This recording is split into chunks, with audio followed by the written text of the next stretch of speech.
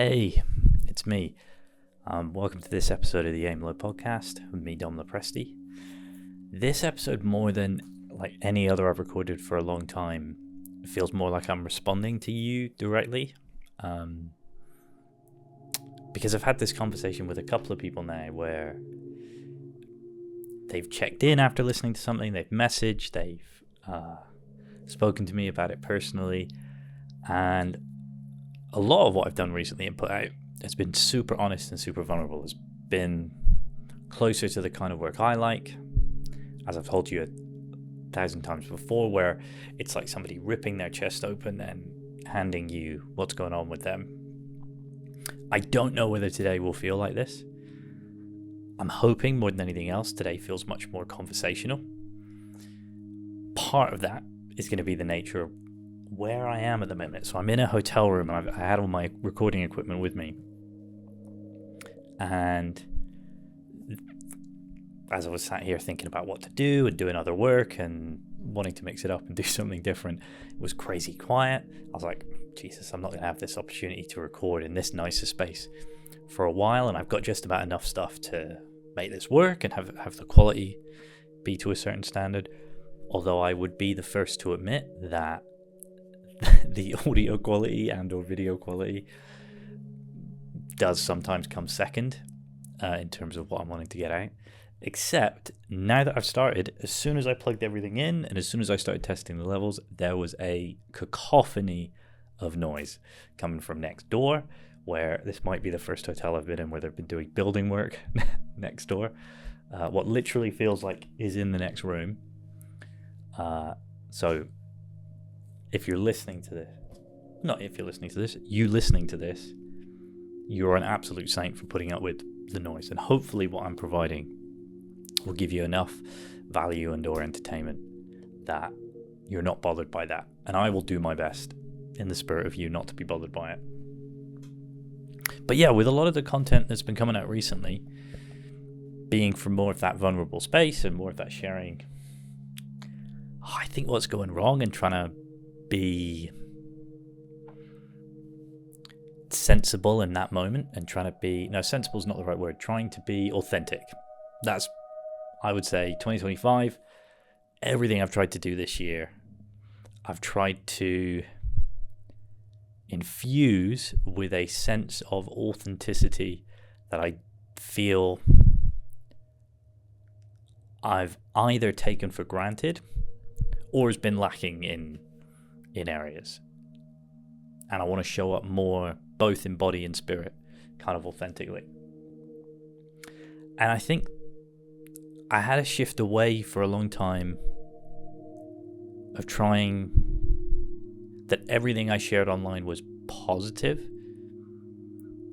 A bit like the gentleman that was in the Fire Festival documentary that was talking about how he was literally experiencing working at Firefest.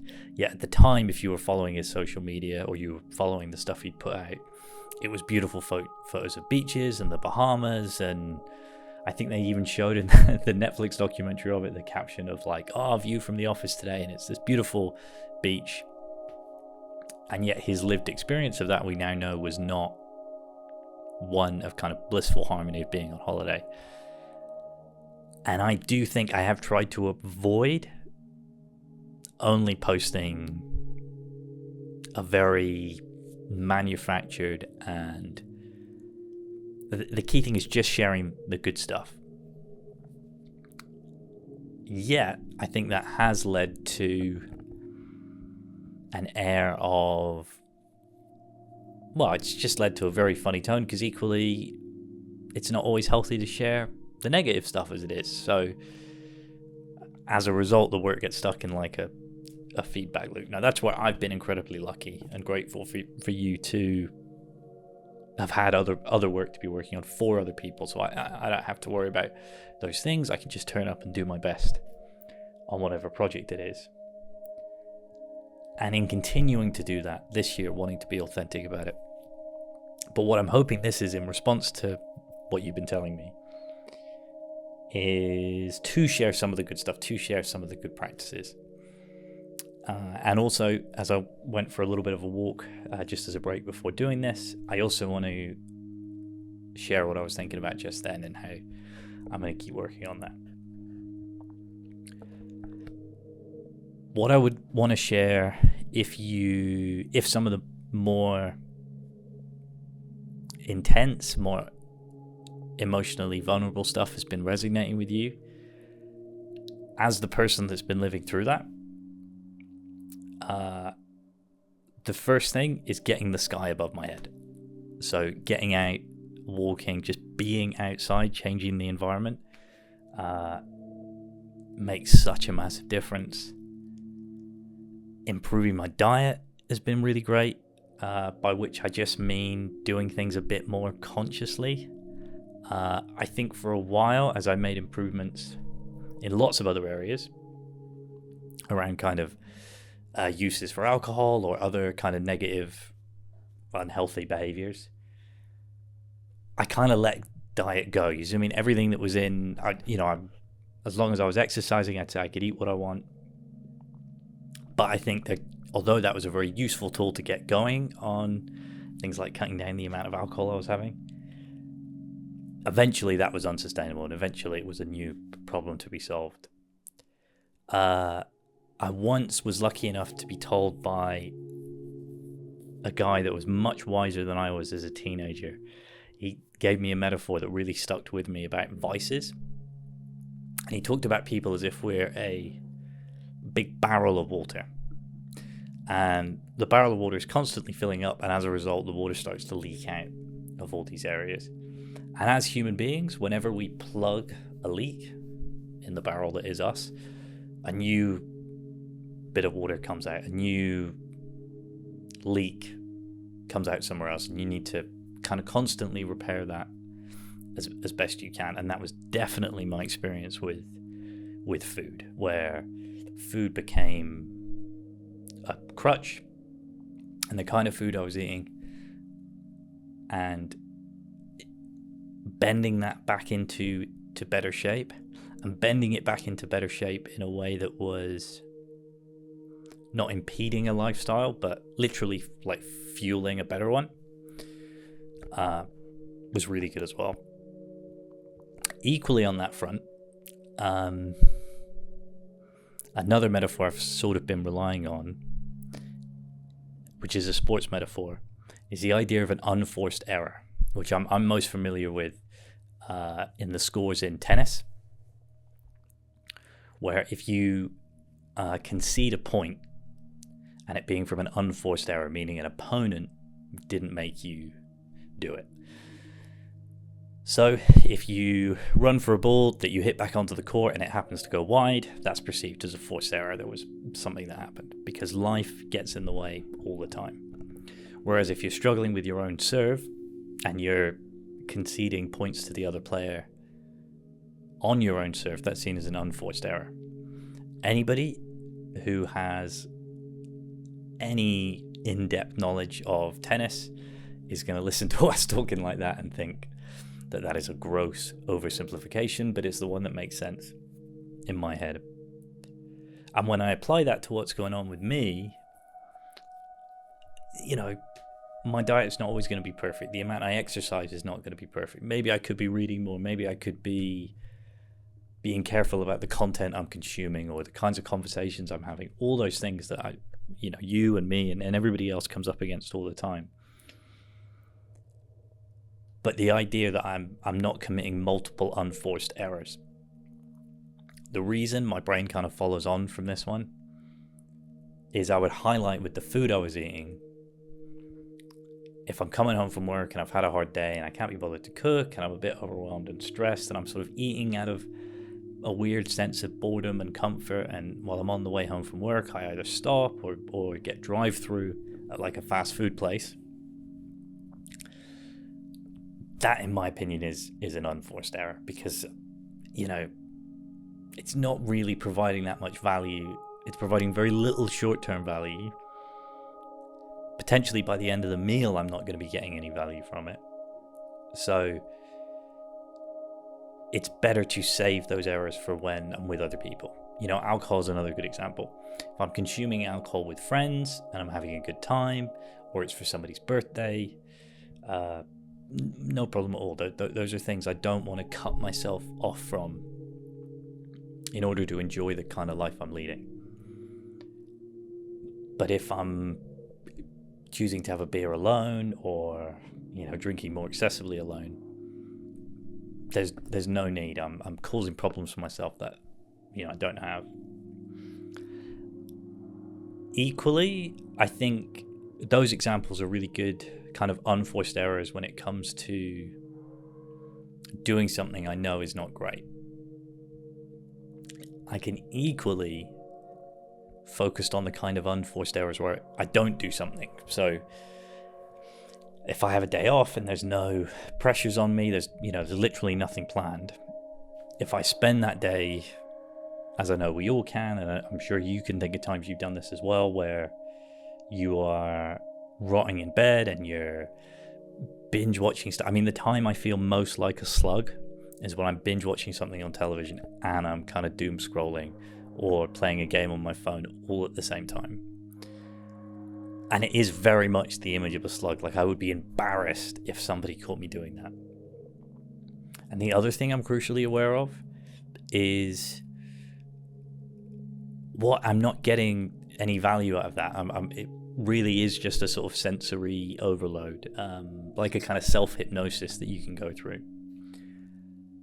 And I would view, not exercising those days, even if it's as little as just getting out and going for a walk, as an unforced error, because it's much harder to squeeze those to be doing all the right things when life gets in the way, be it work, be it family, be it friends. And family and friends don't get in the way, but actually, I want to spend time with my friends over exercising. If I could do both at the same time, great. And that has become a real cheat and a hack over this season. It feels like he's drilling through the wall. We'll just get a guess if this guy ends up coming all the way through. Although he has been working away at it for quite some time. So it could be that he's just banging away at the wall with an electric toothbrush. Am I just being crazy British by not complaining about that? It's not the morning. Anyway. Yeah, I want to do stuff that provides like a positive fun that is good for me. And sometimes rest after a really hard day at work is good over exercising. But if I've got the day off, if I've got free time, if there's nothing in the calendar, it's an unforced error to neglect those parts of myself. It could even be as small as like neglecting personal hygiene as like an unforced error. To follow on from that, a real mental switch I've had with those kinds of things is often when it's something that is a treat. Here he comes. Often when it's something that's a treat, you can tell myself, you deserve to have an alcoholic drink now. You deserve to have a nice meal. But I'd noticed over time that rarely am I using that language for other stuff that is good for me. And just the small shift in mind frame of going, well, you deserve to be clean. You deserve to have a shower. And that will be nice. You deserve to be in good health. You deserve to go and exercise. You deserve to be outside. You deserve to not give certain things attention that you don't want to. And it's been a really small change, but I have noticeably felt the impact in a way that me and you could measure if we really wanted to, in terms of how subjective and measurable moods can be. The last thing I wanted to touch on in response to what I've been hearing from people recently, and is a really good thing to share. I was fortunate enough to go and see one of Darren Brown's live shows. It was great, as they often always are, even though this was the first one I was lucky enough to see live. And I didn't realize that I was such a fan of what he was doing until I was talking to other people I went with who weren't as familiar as I was with a lot of his other work and the books he'd written and the origin of how he came about to be working in the space he's in, and the common themes between the origins of the space he was working in and some of the people I got to go with. To not ruin a show somebody's currently touring, but to tell you what prompted the thought, is he talks very beautifully about what is it post near-death experiences that people come to and they think about. And he had three questions with that. What do I want to do more of? What do I want to do less of? Who can I appreciate more? And he makes the fine point that we don't need a life or death experience or near-death experience to enjoy these things. We could ask ourselves these things at any time, but we often don't. It often takes something like that. And part of the show kind of invites you to do that while you're sat watching what he's doing. And it doesn't come across as preachy, or it's just so beautifully woven in. I do think something I mentally took to give this person, as in Darren Brown, much more credit for, is how beautifully written and structured his stuff is. As somebody that's been wrestling a lot with making stuff beautifully structured and beautifully written, and I feel on many occasions falling very shy of the standards he's hitting in terms of how you can make those things beautiful. All of this is woven in without being preachy, or I didn't feel like I was being made to eat vegetables. Like I had to have my greens before what he was doing. The one I was most struck by, though, and I've thought about since, is this: who can I appreciate more? And it wasn't, as I can imagine it might be in a near-death experience, something that struck me over the head. But the person who came to mind was my brother. I could appreciate my brother more. And I think the reason I thought about him is more interesting than the fact that it was him. It helps that he's a blood relative, but that is in no means the reason I feel I can be more appreciative of him. I would say, particularly if he happens to overhear this conversation between you and me, that I appreciate my brother a lot already, and I've got a lot of love for my brother. And part of the way I would evidence that is,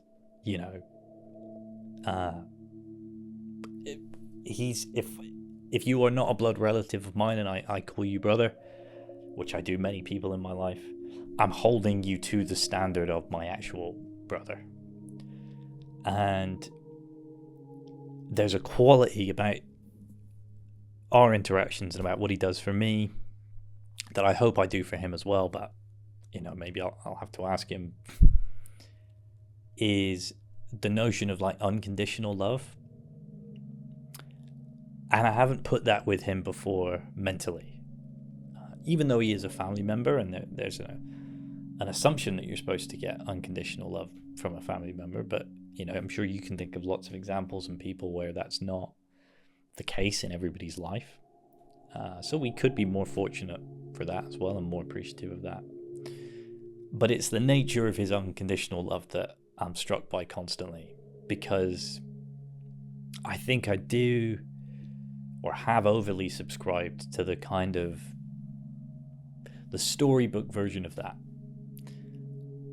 The idea that somebody who unconditionally loves us is going to shower us with praise and think we're amazing, and we're gonna wander around, we're floating around on everything. And what is really valuable about what I feel is the love I get from him is it's truly unconditional, because it's not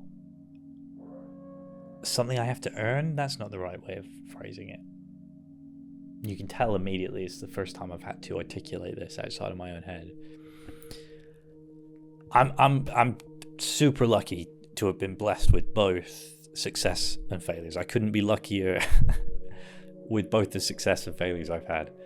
My brother could not give a flying fuck about my successes and my failures.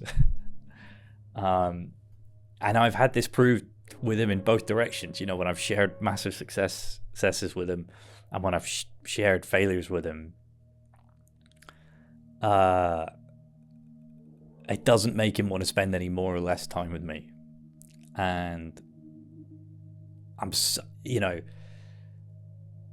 sometimes that's frustrating, or I've been frustrated by it in the past, where I tell him I'm doing something and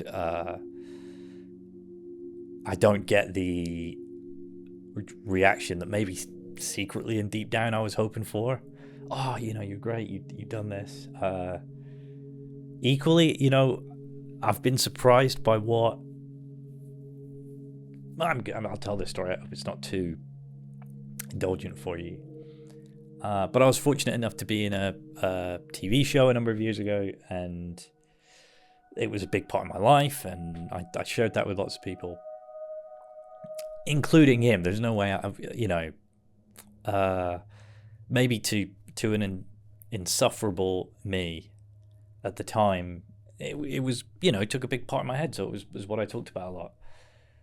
And so he must have known from me, and maybe, years, definitely months, but from memory it was years after, he then called me and said, oh, I've just seen you in this thing, why didn't you tell me about it?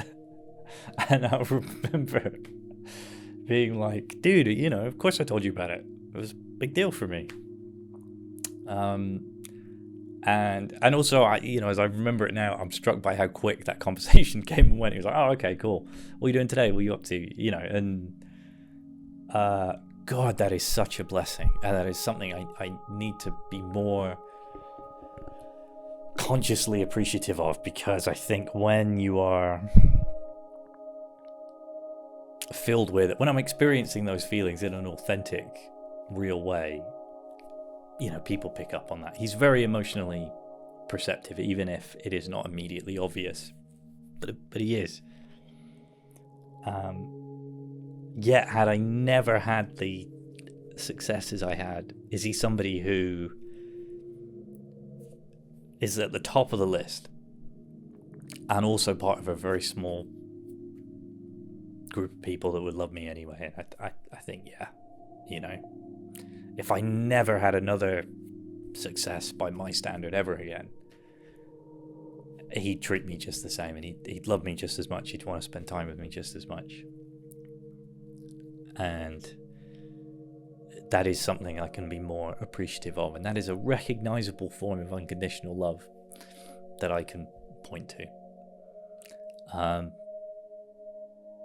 And being an older brother, I've definitely been a pain in his ass more than once. I will probably be again, and yet, I know his feelings aren't going to change, and I know that I feel that way about him as well. Without there's nothing transactional in our relationship, or there's nothing that's dependent on a transaction. And I'm really appreciative for that. Thank you, Mike. You don't know the service you're doing for me.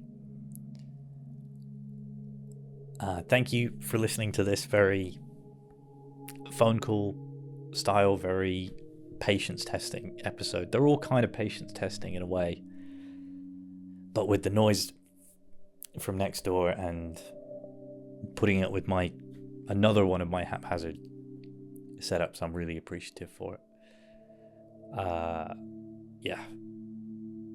I wish you very well indeed.